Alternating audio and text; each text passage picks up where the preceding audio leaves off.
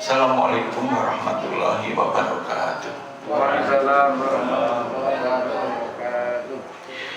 Alhamdulillahirabbil alamin. Hamdan syakirin, hamdan naimin, hamdan yuafi ni'amahu wa yukafi mazidah. Ya Rabbana lakal hamdu kama yanbaghi lil jalali wajhil karimi wa azimi sultani. Asyhadu an la ilaha illallah wa asyhadu anna Muhammadar Rasulullah. Allahumma sholli ala Muhammad wa ali Muhammad. Allah Ta'ala bil Qur'anil Karim. A'udzu billahi minasyaitonir rajim. Yauma hum barizun la yakhfa'u minhum syai'in imma liyaqulu yaumil ilahil wahidil qahar. Sadaqallahu nazim. Surat Al-Ghafir surat ke-40 ayat 16. Jamaah syukur rahimakumullah yang sangat kami hormati, kita bersyukur hari ini kita dapat dimudahkan oleh Allah untuk dibangunkan, kemudian kita dikuatkan untuk bisa ke masjid ini untuk ikut jamaah subuh.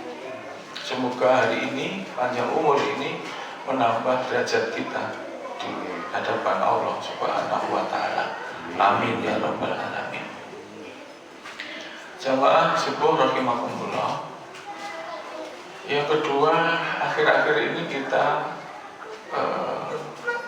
yang ada di TV ya, di negeri ini itu kan, di samping berita COVID, yang paling mencengangkan adalah tertangkapnya hakim di Surabaya, hakim tinggi yang ternyata disuap, ya, tertangkap tangan. Seperti biasa kalau sebuah kejadian itu fenomena gunung es. Jadi kalau itu ketangkap satu, itu sebenarnya yang di bawahnya itu banyak, dan itu biasa. Tapi ini menjadi buat saya dalam perspektif pengadilan itu sungguh sangat menyesakkan. Bagaimana mungkin seorang hakim yang notabene adalah benteng terakhir keadilan di dunia, ya, sebelum keadilan Allah, ternyata tidak istiqomah dengan tugasnya. Nah, kalau hakimnya disuap itu kan berarti keputusannya pasti tidak adil. Yang kedua, pasti ada orang yang tertolimi, ada orang yang harusnya benar menjadi salah, ada orang yang harusnya tidak dihukum menjadi dihukum.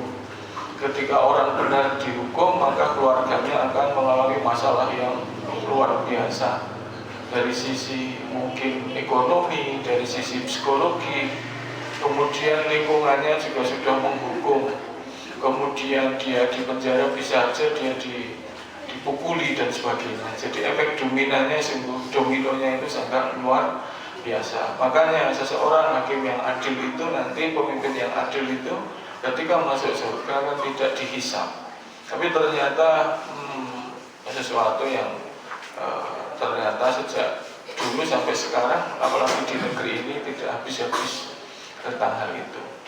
Lalu apa yang harus kita sikapi dengan hal yang seperti itu? Yang kedua, di dunia itu memang mataul ghurur, hanya permainan belaka. Sehingga mungkin dari hadirin sekalian pernah mengalami ketidakadilan itu, hadirin sekalian pernah mengalami kedoliman itu. Di kantor sudah kerja keras, ternyata tidak dihargai sebagaimana mestinya. Di rumah kita berbuat baik, malah difitnah. Ada orang yang sudah berbuat baik, malah dilok-lok. Itu kan gaya itu sebenarnya sudah sejak lama, sejak zaman para nabi dulu. Itu kan gaya-gaya Bani Israel, ya. Bani Israel itu gaya-gaya ngeyel, suka memfitnah, suka berkhayal, tapi pintar gitu ya. Jadi kalau di kampung ini misalnya ada yang ngeyelan gitu, ngawur, pintar ngomong, berarti dia nasabe Bani Israel. Dilok kewe, wah ini anggota Bani Israel gitu ya. Kalau di Indonesia disebut kelompok sungai Yel gitu kan. Itu ada nanti ya. Di kampung kan masih ada, mungkin kalau di masjid nggak ada ya. semuanya baik. Amin. Bapak Ibu yang kami hormati, surat Al-Ghafir 40 itu menjadi harapan kita bahwa ada yang namanya yaumul hisab, ada yang namanya yaumul wazin, ada yang namanya hari di mana manusia itu dihisab, ada yang namanya hari di situ kita itu ditimbang kebaikan dan keburukannya. Makanya di dalam surat Al-Fatihah yang selalu kita baca itu ada kalimat Maliki Yaumiddin.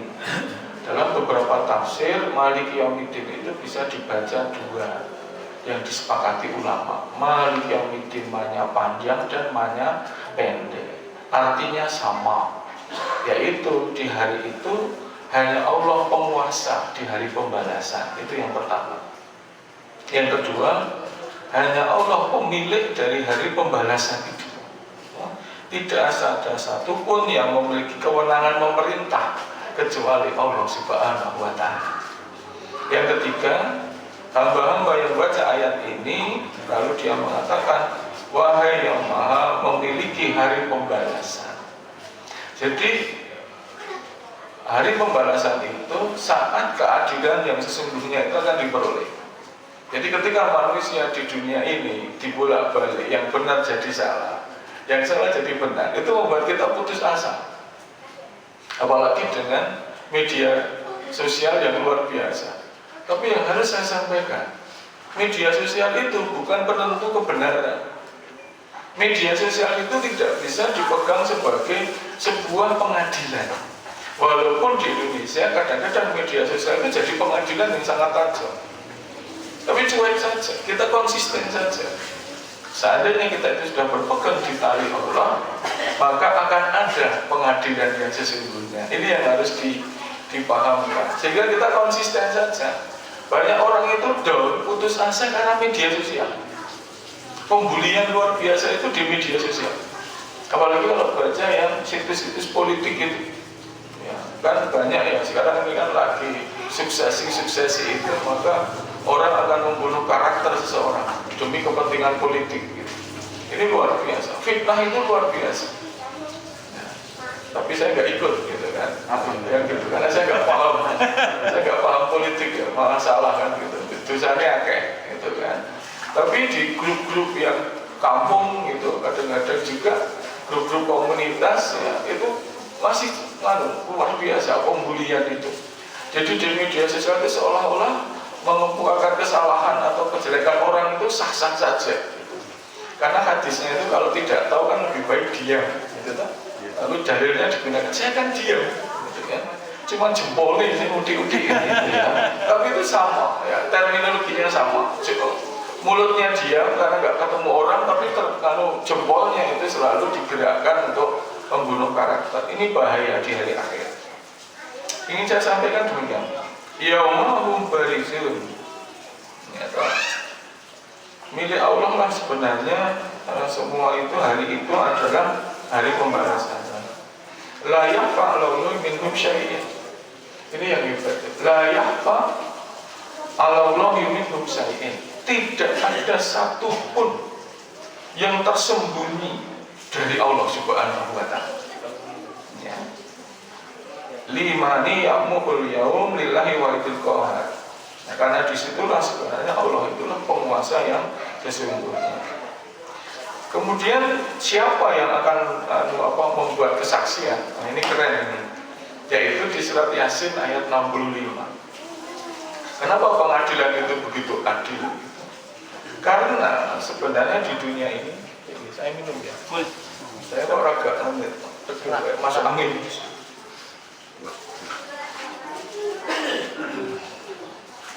Alhamdulillah. Apa yang sebenarnya bisa membolak-balikkan kebenaran dan tidak benar adalah mulut kita.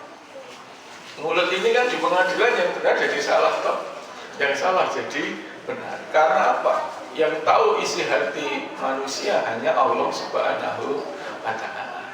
Lalu kita kadang-kadang gemes gitu ya. Nganyal kita nano.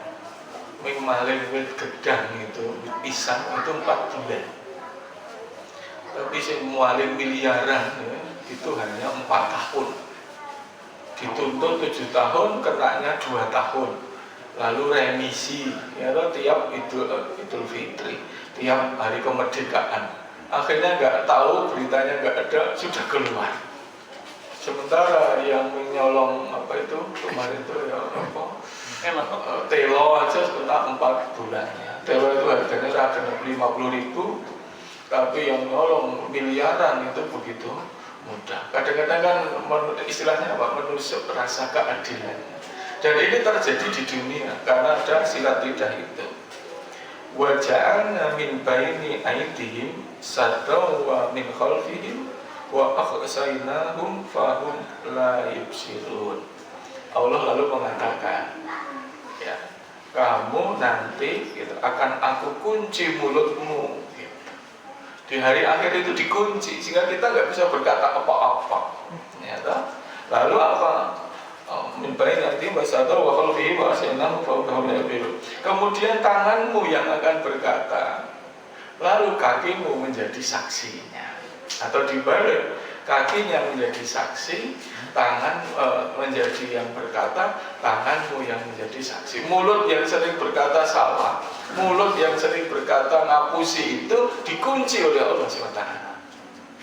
Nah, sehingga di dalam surat Al-Maidah ayat 8, ya, Al-An'am 114 dan Al-Maidah ayat 8, Allah itu sampai berkata demikian. Ya ayyuhallazina amanu kunu qawamina lillahi syahada bil qisti wa la yajrimannakum shana'anu qaumin 'alaina ala ta'dilu amaba. Baik orang yang beriman, jadilah kamu sebagai penegak keadilan karena Allah menjadi saksi dengan adil. Gitu kan? Janganlah kamu gitu kan benci terhadap suatu kaum lalu mendorong kamu untuk berlaku tidak adil. Jadi awal 8 itu dalam situasi Indonesia jadinya plok gitu. Plok itu apa, Mas? Plok itu plok pokoknya. Kenal pacaran. Nak sasaran orang pilih. Plok itu persis cocik. Jogja cocik. Jadi ya orang beriman, jadilah kamu sebagai penegak keadilan karena Allah itu adalah saksi yang adil. Jadi Allah itu nggak akan salah. Inna rabbahum bihim yauma idzin la khabir. Sesungguhnya Allah itu maha teliti dan maha kuasa untuk menghitung-hitung amal manusia. Artinya ketika kita di dunia ini sekarang apa yang dilakukan? Ketika kadang-kadang keadilan di dunia itu tidak memuaskan kita, kadang-kadang kita kecewa dengan keadilan di dunia. Ya memang itulah dunia. Mataul gurur. Ojo dicekeli banget-banget. Tuas melawai dewi getun. Dicekeli banget-banget tuas malah kecewa mangan hati. Ngatani bolak-balik kok. Coba yang ini ya apa dari teman saya depan rumah saya itu masa yang lama itu kan pengacara, notaris dan pengacara untuk kasus perdata. Itu ada tanah itu masih miliknya betul-betul milik itu milik ahli waris itu. Semua orang mengakui kok di pengadilan kalah kok. Akhirnya tanah itu jadi milik orang Solo yang tidak tahu juntrungnya kenapa dia itu juga punya tanah di situ. Surat tanahnya itu asli semua Pak, dua-duanya itu asli. Coba bayangkan, benar-benar itu asli, artinya bukan palsu. Jadi kok ngerti gitu ya.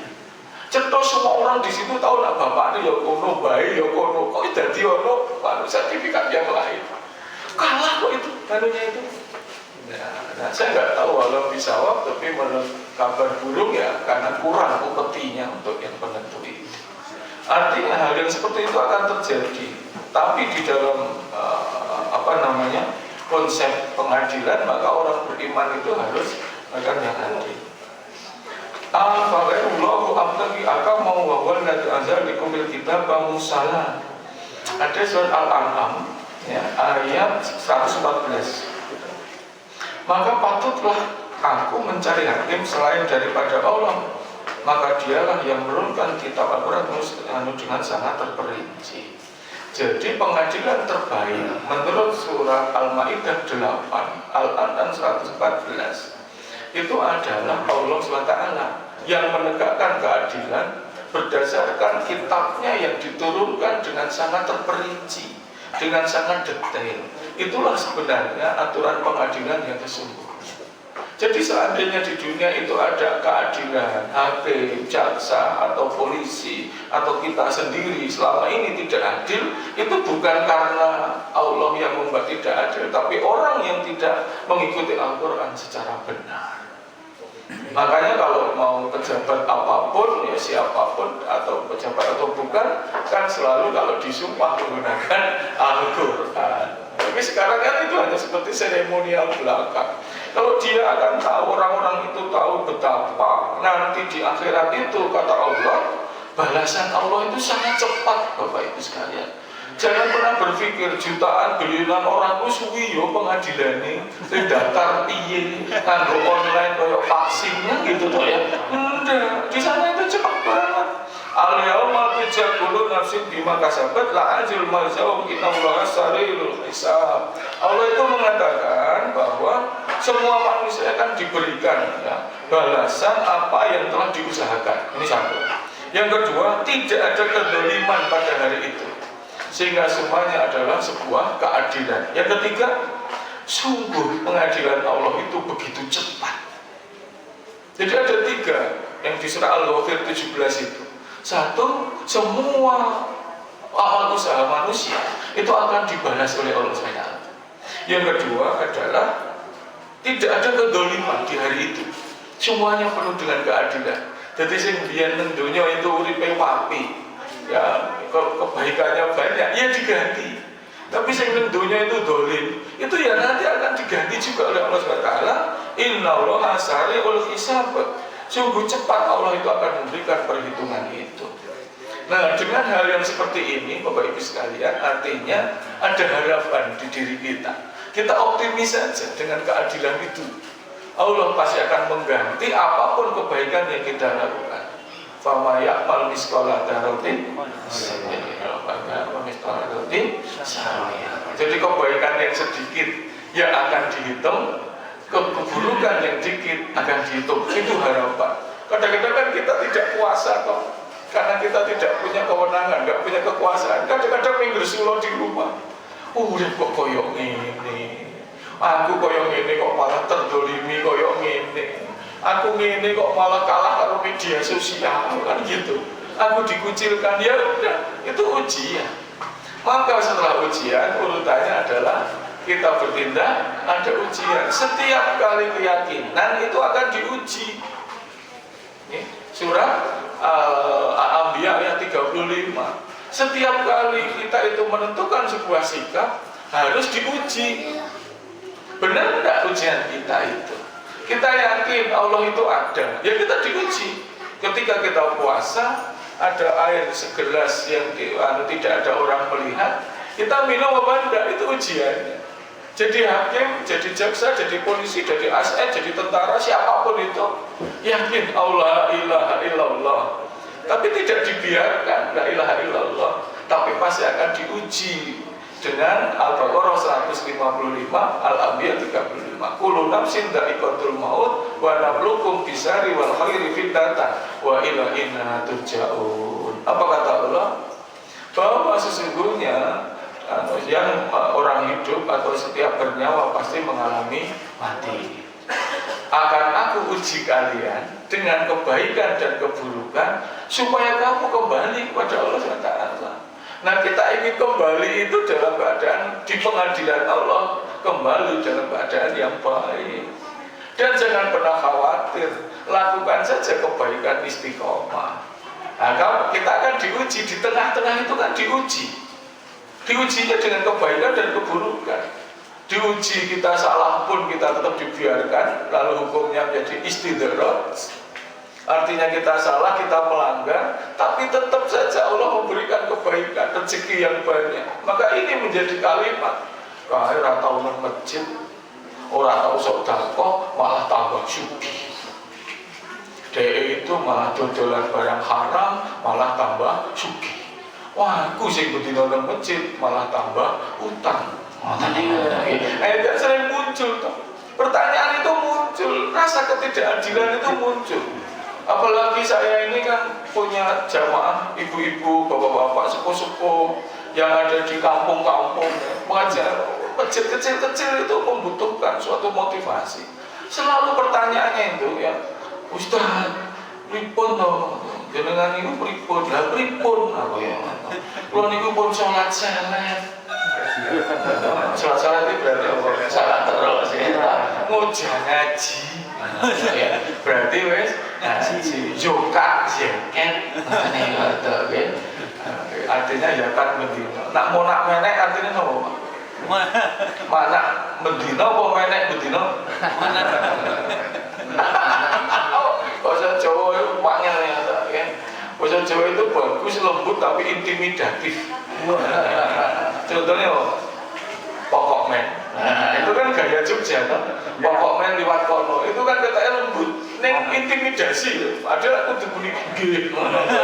Pokok men. Lalu kalimat yang belakang. Iya toh. Nah itu kan intimidatif gitu. Kamu saat ini ora. Itu kan dia tetap intimidatif. Nah Bapak Ibu, jadi kita itu sedang diuji. Makanya ketika kita berbuat baik, wis bedino nang masjid, lah kok ora sugih-sugih? Itu ujian. Kita istiqomah kok neruske, atau kita berhenti karena merasa tidak adil Allah Taala. Maka orang-orang dulu, orang jahiliyah, orang-orang munafik itu selalu mengatakan, Gusti Allah ini di mana?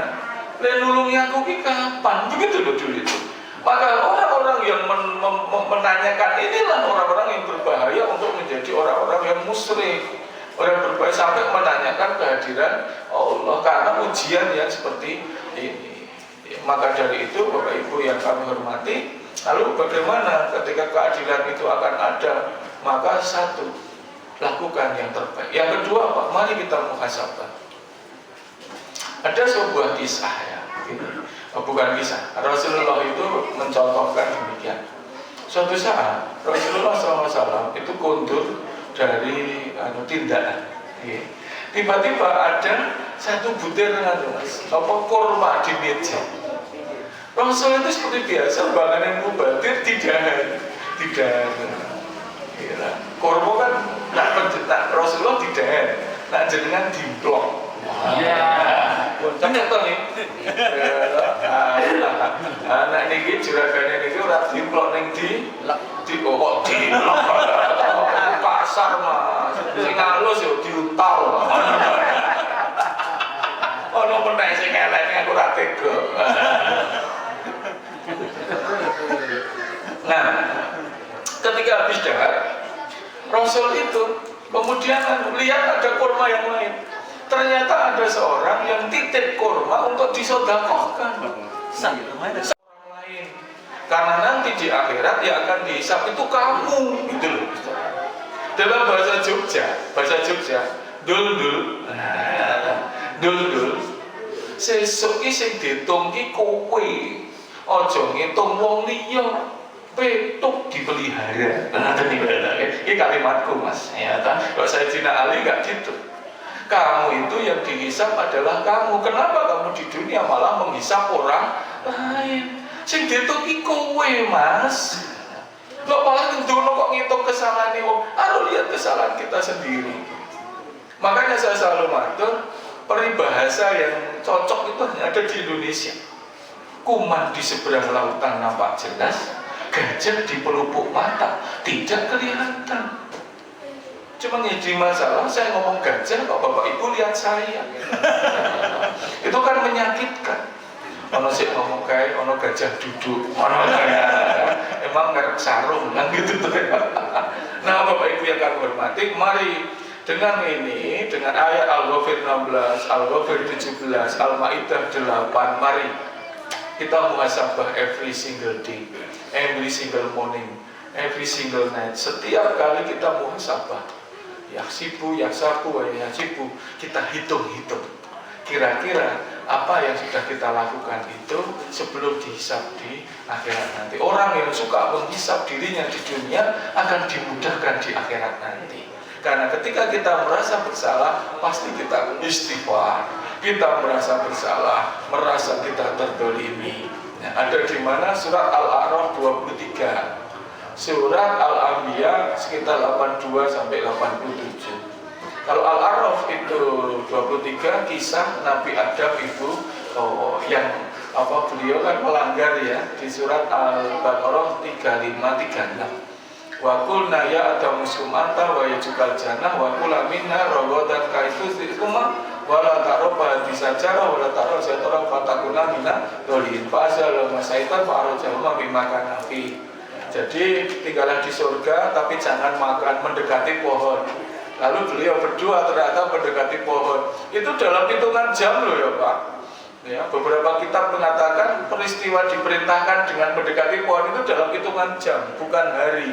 Cuman saya berpikir jam sama hari di akhirat itu beda dengan yang di dunia. Maka saya tidak pernah berdebat tentang itu. Ada yang mendebatkan 5 jam, ada yang mengatakan hanya dalam 3 jam. Itu di mana saya nggak tahu.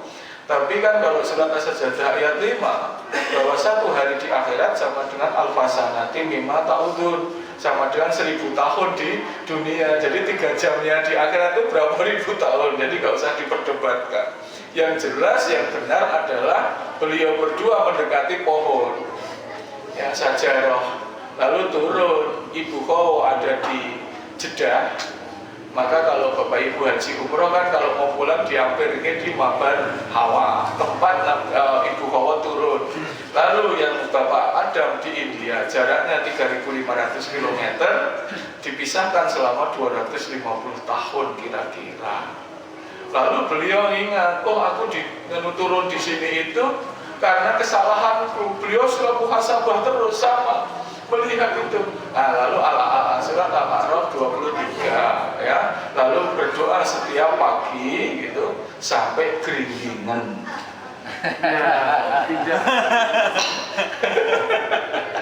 Apa doanya? Robbana dzalamna anfusana wa illam taghfir lana wa tarhamna lanakunanna minal khasirin. Itu setiap pagi.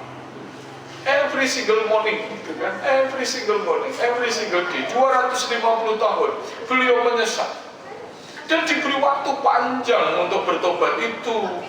Jadi diuji juga Nabi Adam Ibu Hawa itu dalam konteks ini. Sehingga ya Allah saya zalim, kalau saya tidak Engkau ampuni, saya menjadi orang yang rugi. Bila pun tidak diampuni kan bisa masuk surga. Akhirnya ayat berikutnya kalimat pertama adalah fastajabna.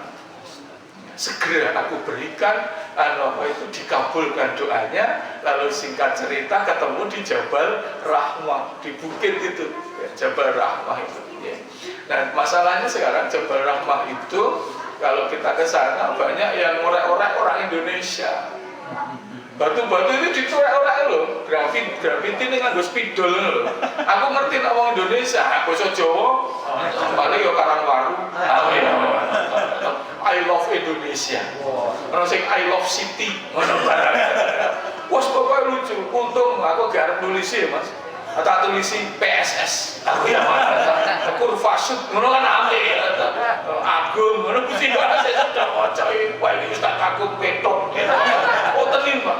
Sampai kalau yang di Gua Sur, di Gua Sur itu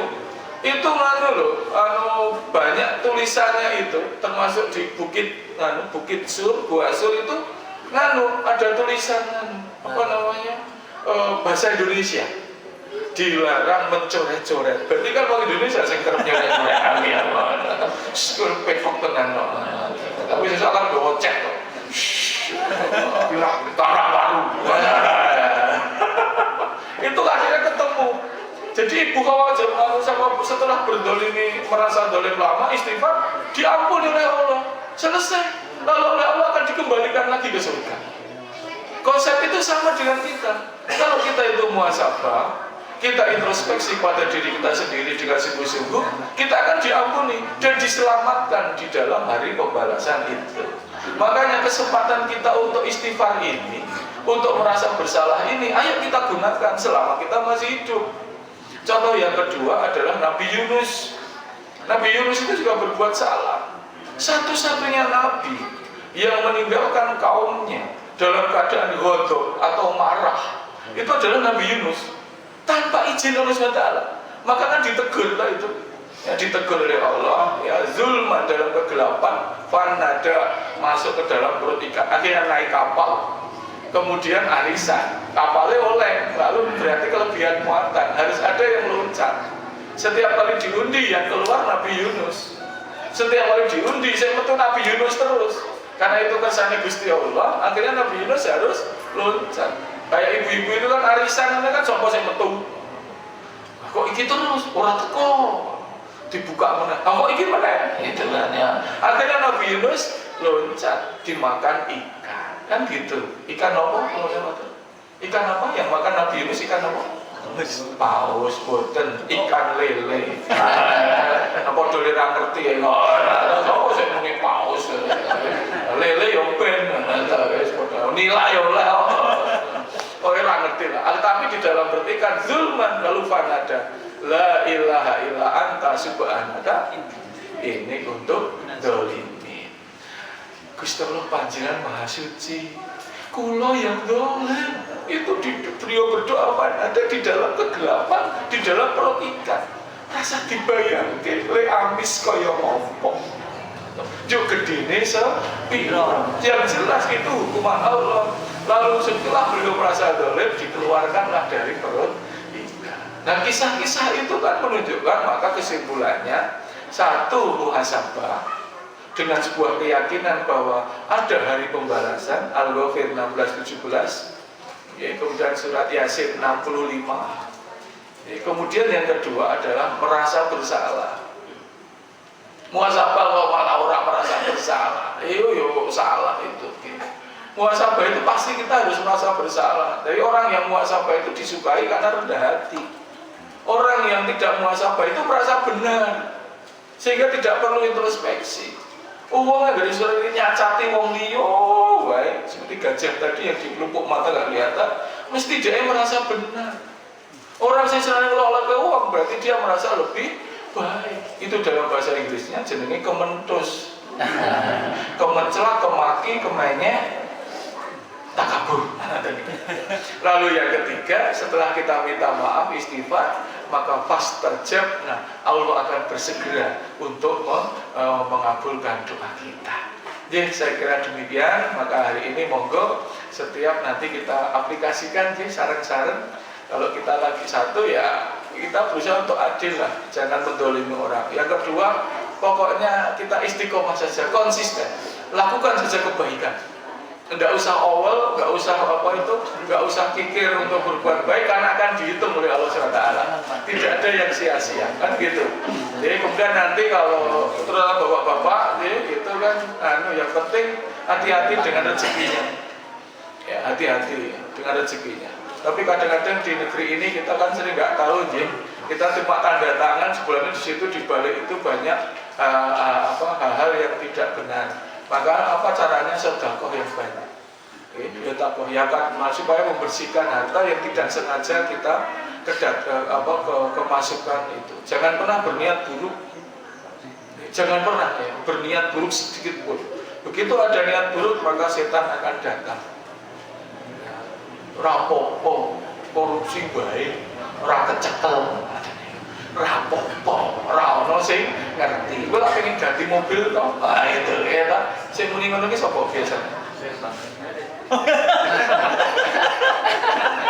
Ngomongin setan kok delok ra iku. Enak sih, ono setan lemu, ra ono. Setan iki guru-guru yang ini. Nak melayu gampang. Masa setan yang melayu itu. Setelah kecekel malaikat keplai kan gitu. Nah, kemudian yang terakhir, yakinlah ketika kita istighfar merasa bersalah, pasti akan diselesaikan urusan kesalahan di dunia. Nanti hisab di akhirat insya Allah aman tentram. Alhamdulillah. Kesaksiannya baik ngoten. Kula dina Ahad pagi saya subuhan sikile. Tangane Ahad pagi kula njupuk wedang jahe. Tangane sikile kula saksine. Kula njupuk loro ning ra omong. Ono sik kaget ternyata juk kane juragane nemburine. Kula telu. Kacau ya. Enggak, artinya tidak ada yang tersembunyi. Mungkin Gusti Allah berikan kebaikan. Amin. Amin. A'udzubillahi minasyaitonirrajim. Bismillahirrahmanirrahim. Alhamdulillahirabbil alamin. Allahumma shalli ala Muhammad wa ali Muhammad. Allahumma ighfir lil mu'minina wal mu'minat wal muslimina wal muslimat al ahya minhum wal amwat saming qarib mujibud da'wat ya qaddal bajal. Rabbik billi wa li walidayya warhamhuma kama rabbayana shighara. Rabbana la tuzigh qulubana ba'da idh hadaytana wa hab lana min ladunka rahmah innaka antal wahhab. Ya Allah ya Rabbi ya Karim, panjangkanlah umur kami ya Allah. Ampunilah dosa-dosa kami, dosa-dosa kedua orang tua kami, leluhur kami, keluarga dan keturunan kami ya Allah. Jauhkanlah kami semua, keluarga kami, sahabat kami, jamaah kami dari segala gangguan dan ujian sekiranya kami tidak sanggup memikulnya ya Allah. Jadikanlah hamba-Mu yang istiqomah dengan kebaikan ya Allah. Mudahkanlah hisab kami di hari akhir nanti ya Allah. Mudahkanlah perhitungan kami di hari akhir ya Allah. Masukkan kami menjadi fi ashabil jannah. Rabbana atina fid dunya hasanah wa fil akhirati hasanah wa qina adzabannar. Subhana rabbika rabbil izzati amma yasifun wa salamun alal mursalin walhamdulillahi rabbil alamin. Ya alhamdulillah hari ini kita sudah membahas tentang hari pembalasan, hari hisab. Ada perhitungan-perhitungan yang akan kita lalui di akhirat. Sekali lagi semoga kita dimudahkan dalam hisab di hari akhir nanti. Baik, mari kita tutup pertemuan ini dengan membaca hamdalah bersama-sama. Alhamdulillahirabbil alamin. Banyak salam, maaf. Assalamualaikum warahmatullahi wabarakatuh.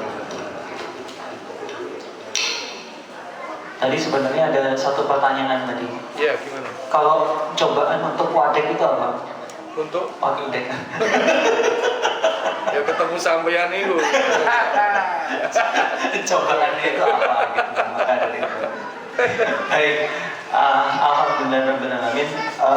Kita ini nanti syuruk posisi di 5.40. 35. 35, Oh, sholatnya 45. 5.35 ya. 5.45 10 menit sesudah 5.35 berarti jam 5.45 Sholat surutnya. Ya. Oh baik. Nah, Ustaz, boleh nggak ini kalau ada pertanyaan satu dua Ustaz?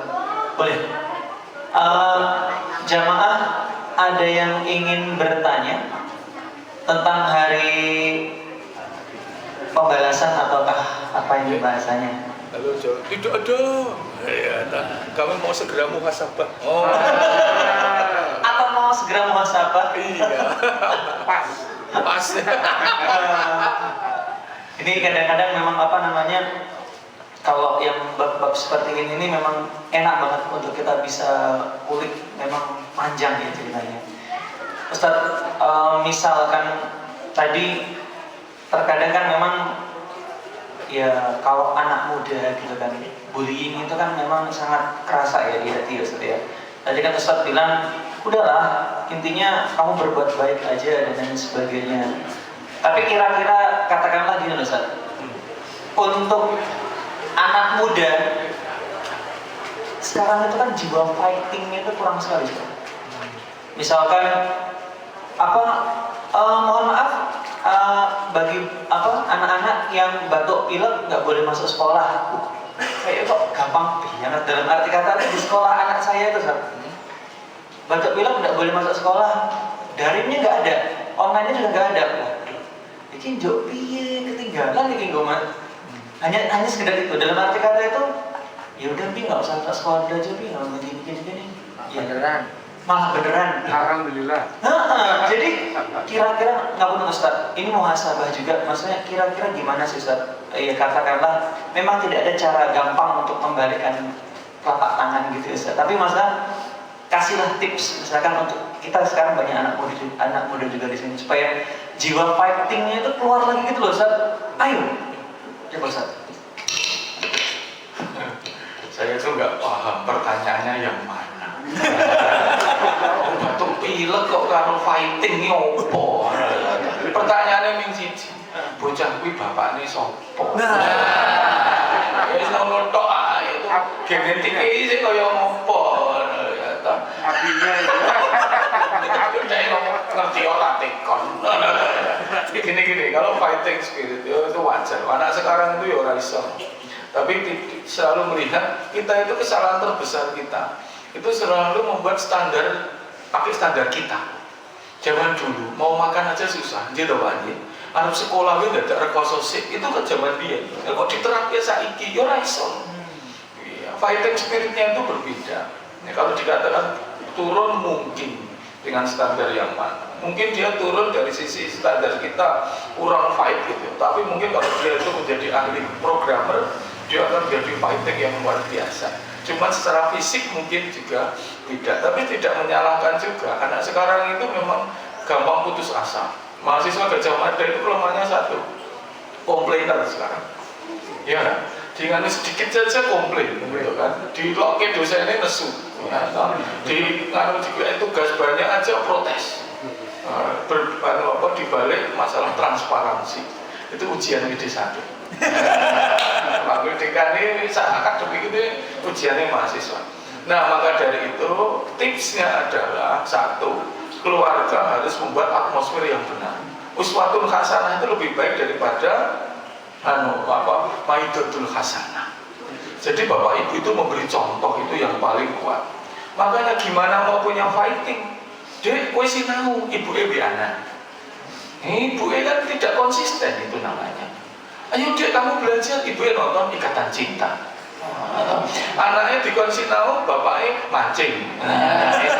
Itu kan tidak konsisten. Atmosfernya, mari kita buat atmosfernya itu yang sama. Ketika anaknya suruh prihatin, bapak ibunya prihatin. Dek, baru ujian poso ya, bapak ibunya ora poso. Ini artinya tidak konsisten. Itu tipsnya. Yang kedua, kalau dalam masalah psikologi nanti panjang dalam kita. Tapi kalau untuk kita doa.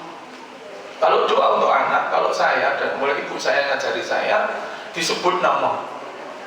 Jadi jangan terlalu umum untuk misalnya putra pertama namanya Budi. Gitu, ya. Ya Allah, semoga Budi anak saya yang pertama segera Engkau berikan kemudahan dalam sekolahnya.